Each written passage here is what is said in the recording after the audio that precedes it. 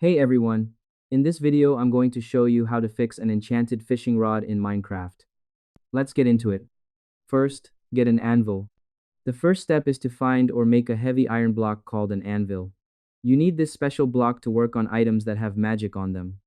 Place your anvil on the ground in a safe spot. Stand in front of the anvil and open it so you can see the boxes inside.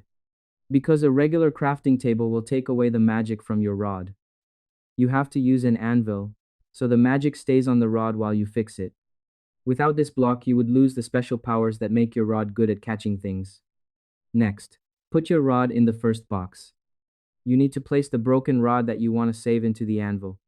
Take your magic fishing rod from your bag and put it in the very first box on the left. Make sure the red bar under the rod is low, showing that it is almost broken, because it tells the computer which item needs help. By putting it in the first box, you are setting it up to be fixed. It ensures the anvil knows you want to keep this specific rod for your work instead of a plain one. Next, add a second fishing rod.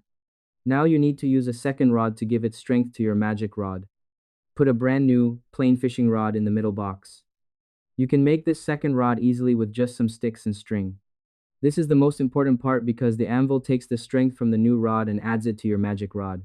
It is like using spare parts to make your tool strong again. This is the key step to getting a full bar of health back on your favorite item. Even though it costs some points, it is worth it, so you do not have to find a new magic rod. Now your rod is brand new and ready to catch more fish. And that's it. To fix your rod in Minecraft, you must first get an anvil and place it down. Then, you put your broken rod in the first box.